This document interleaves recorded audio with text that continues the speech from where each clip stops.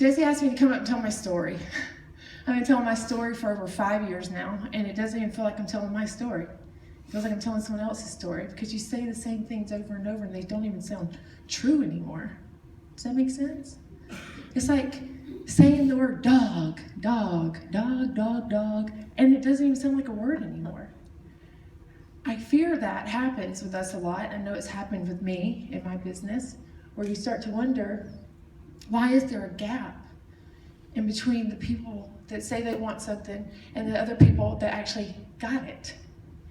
And it's my purpose, I feel like my desire this year to bridge that gap. I don't want to see the elite 1, 2, 3, 4, who cares? And then the people over here thinking that they're not good enough. I don't want that anymore. I want to bridge that. And I started sharing my story against my will 5 years ago, because I knew that, I was so embarrassed and ashamed by it, but I knew that it could give other people permission to forgive themselves for their past and do something with their life. Because we have a habit of thinking that our past defines us, and all these things that we have told ourselves over and over, these lies that we've told ourselves, that they're the truth. I will go all the way back to 1984, August 6th, born right here in Louisiana, believe it or not. A little place in Folsom. Anyone know Folsom? Mm-hmm. Right. I was born on a dairy farm, but it wasn't our dairy farm. It was a really kind neighbor's dairy farm. We lived in this little tiny house in the front of that dairy farm. My father was an alcoholic. My mother was uneducated and married to an alcoholic. I was the youngest of 4. We did not have a lot of money. We had very little money. I was born at home not because my mom was crunchy and hippie, but because it didn't cost a lot of money to birth a baby at home. I was the 4th one. Felt like she felt like she knew what she was doing. My sister, that's a year older than me, actually was born at home as well. I had midwives. My dad, who was a pipe layer, delivered my sister. Cut our umbilical cords with household scissors. I was weighed on fish scales. I was Southern born and bred, right? I love that story now. But my dad, we moved here. They moved here for my dad to take a job. We're actually all from Alabama. My heritage, my family's from Alabama. My dad, 2 years after I was born, passed away from a work-related accident. So my mom picked us all up, moved us back to Alabama. I was 2. I didn't know the man, not in the sense of memory-wise, but we feel things in our heart, even in the womb. In the womb, you hear things. You shape the way that you are going to be and think about the world, right? So we moved back, and everyone always said, she was born mad. She was born mean little girl. I was. My mom's holding me in a grocery store, and this guy behind her said, "Oh, isn't she so cute?" And I looked at her and I said, "You shut up." Mad, why? I always felt like I had a void, angry, mean to my sisters, mean to my mom, nice to teachers. Man, teachers thought I was awesome. But then I'd go home and they'd be like, "Who are you? Why are you so mean?" I didn't know. But that anger, that abandonment, that fear, I always thought my mom was going to die. My dad died. Mom works all the time. She's never home. She's probably going to die too. I always thought someone was going to rob her. She worked at a restaurant, rob her and kill her. It was a fear, young, that I slept with every night. I had to think that maybe my mom was going to come home. And then I would think, well, who's going to take us? These are the things that would go through my head. Things that started to shape the way I viewed life. Those anger, fear, void, manifested into an alcohol addiction. Started drinking, 8 years old, eggnog and rum, Christmas time. That's fine, right? That's normal, right? 13 years old, drinking on the weekends, provided by the parents of our town. They thought as long as we were supervised that it was okay. So they're taking our orders, Crown Royal for you, pack of cigarettes for you, Zima, whatever. We're drinking, blackout drinking on the weekend. I drank regularly for 13 years. I have a litany of alcohol-related offenses, arrested 6 times for alcohol, 4 of them DUIs. I spent time in jail. 6 months before I was a coach, I was in jail. Very small sentence. It could have been a lot more. I had a very good attorney, and I thank God for that. So I I'm seeing an attorney thinking like, what does my life hold for me, right? What could I possibly do? And I'm telling the man my situation, and he was like, honey, if I were you, I'd start my own business. And you're thinking at that time, I have no money, I'm young, I'm uneducated, how am I going to start my own business? I didn't know anything about this business model. I became a Christian. That was the only time that I ever was able to stop drinking. I tried many times in the past and I never was able to stop, but I asked Jesus to come to my heart and lead me, and I was able to quit drinking. I started going to a 12-step program where I met my husband, Tony. I met him there the first night, and I'm thinking, there's not supposed to be good-looking people here. What is going on? That's weird. But I continued to go back because of him. So I'm thankful of that. Who knows what would have happened had he not been there that very first night. So I started going to church to see him, mainly. Sorry, Jesus, but I love you too. And I continued to go to my meetings because of Tony, and I changed my ways. And I'll never forget, I had this 7-year-old sponsor, they call him. Babe, can I get my water? And she was wise. She was so wise and mean a little bit, but I like that. Thank you. And she said, if you start doing enough things right for enough days in a row, your past starts to look different. That's always stuck with me. I posted about it the other day. Your past starts to look different. All you got to do is change what you're doing, right? You can forgive yourself of that past because it looks different. You're creating a new story. So we're pregnant. I'm waiting tables still. I don't know what that business is that I'm going to start. And Beachbody. It's told to Tony and I would go to a play with some friends, and they tell us about this Beachbody thing. And I remember feeling that excitement in my stomach, like, I think this is going to be it. I think this is going to be that thing that I can do. That I'm like, I know there's supposed to be something for me. I think this is going to be it. And it's that feeling of, I can do something here. I can right my wrongs. I can use my past as a platform. But how? Like how? We always want to do it, but how do you do it? Well, I'm pregnant, so it's not like I'm about to get a transformation. But I start reading books, personally developing myself, the things that we don't really want to do. We don't see that there's that much significance in it. You start hearing things and about possibilities and capabilities, and it starts speaking to your soul, You start feeling like there is something. If all these other people are able to activate something inside of themselves, maybe I can too. I believed in this business from the first time I heard it. I'm like, that business works. I didn't necessarily believe in myself. And I think that is the biggest part. The biggest part, we can do those daily vital behaviors all day long.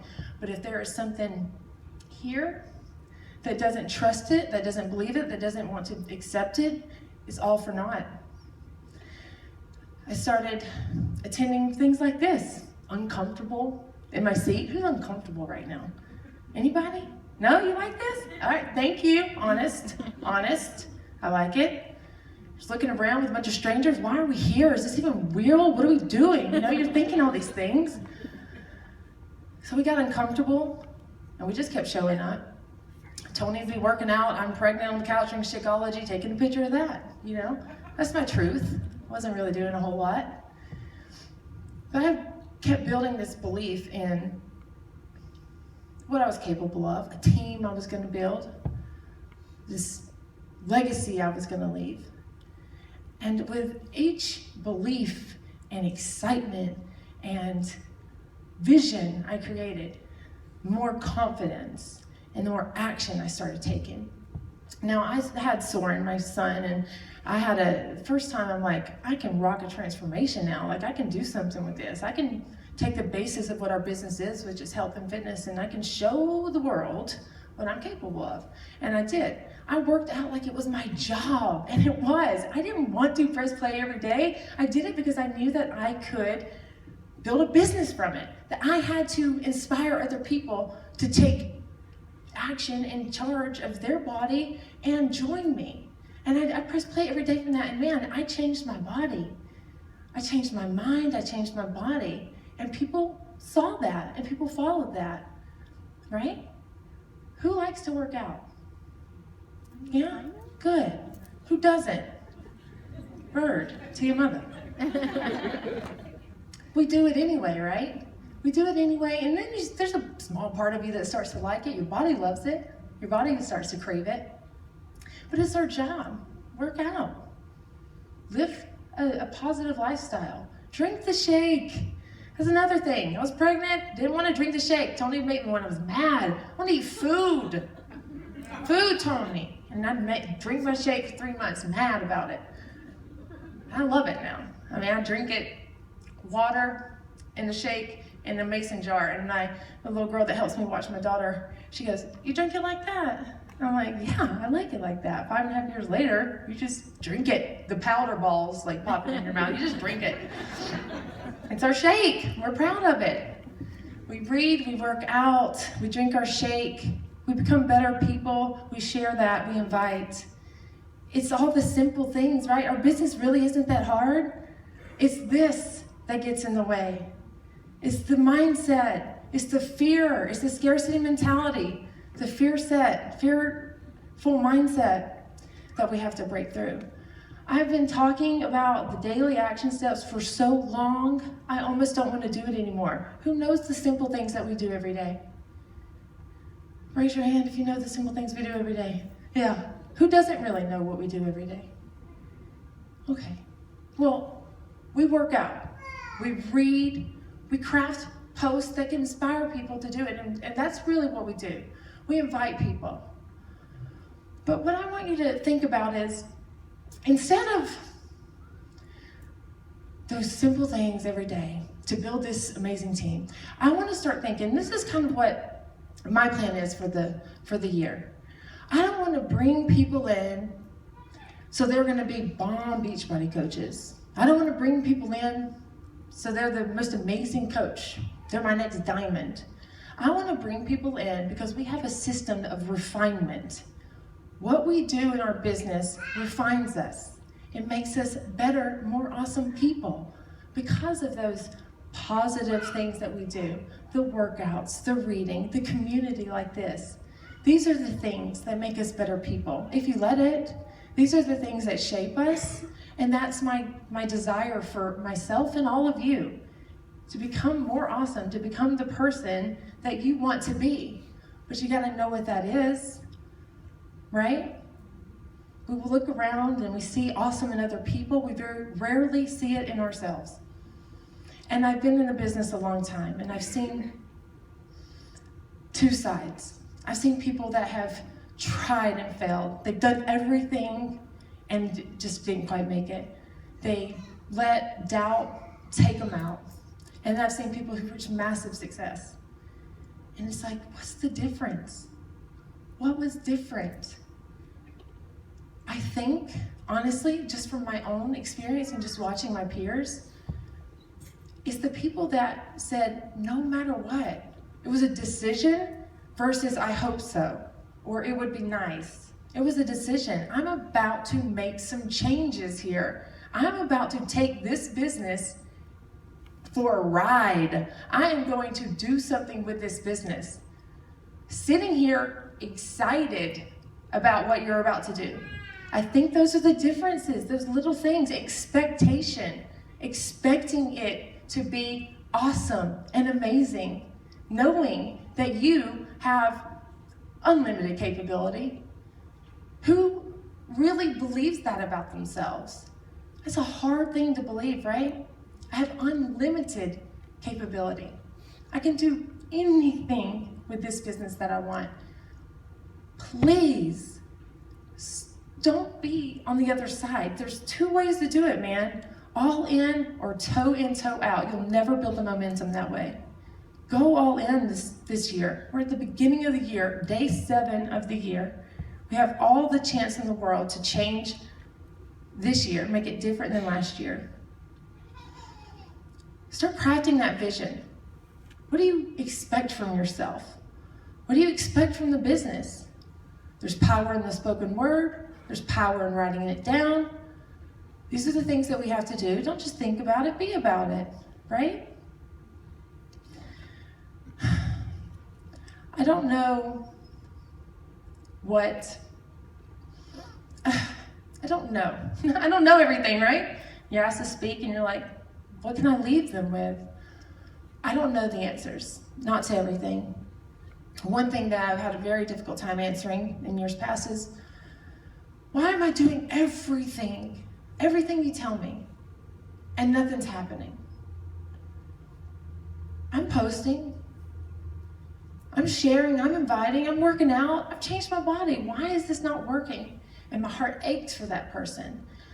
I was that person, guys, believe it or not. I was the very last person in this group that I was signed with, like my sister coaches. They all passed me in every aspect. In rank, in money, in recognition. And I was like, what is wrong with me? Why isn't what I'm doing working? And I have deduced over the years that I wasn't ready to accept the reward. I either wasn't ready or willing to accept. I thought, well, pretty terrible with money. Maybe that's why I'm not getting more. Maybe I'm not grown into the person that can lead a large team.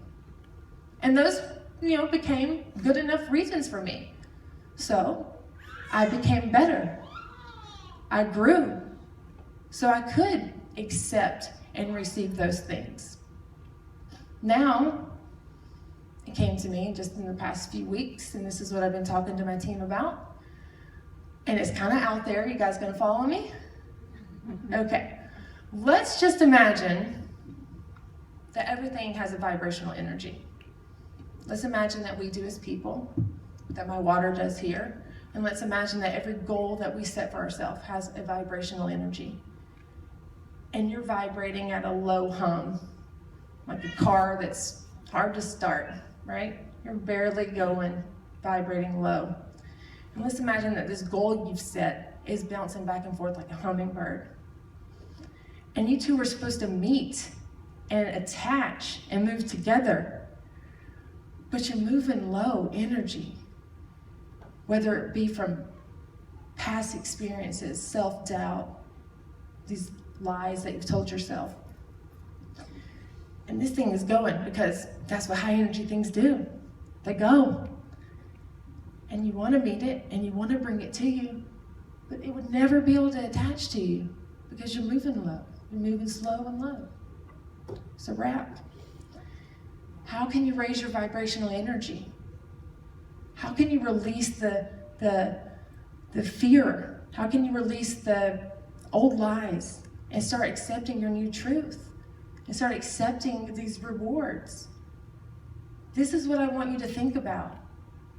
I want to raise my energy. I want to sit taller. I want to smile more. I want to leave people better having met them. Who's ever walked into a party or a house and you're in a good mood, but someone's down? And you try to talk to them, and instead of saying, I'm out of here, you're bringing me down, you get down with them. And your arms cross, and then you're doing one of these. You just get in their lowness.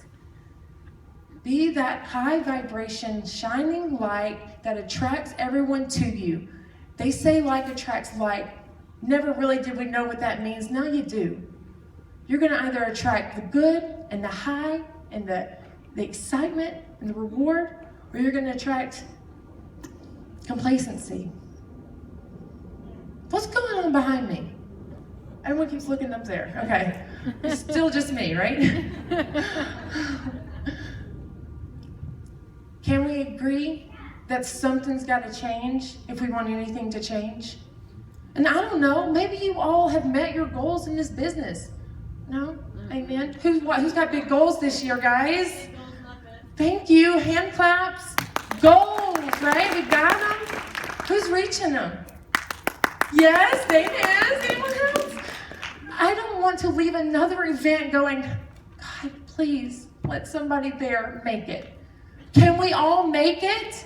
Yes. I don't know what it is, but can we all make it? Yes. Thank you. And you're goal doesn't have to be the same as the person that brought you in. They're probably a little more excited. Let's be honest. And then there's the flip side where the person brought you in, fizzled out, and now you're like, now what? Oh no. Right?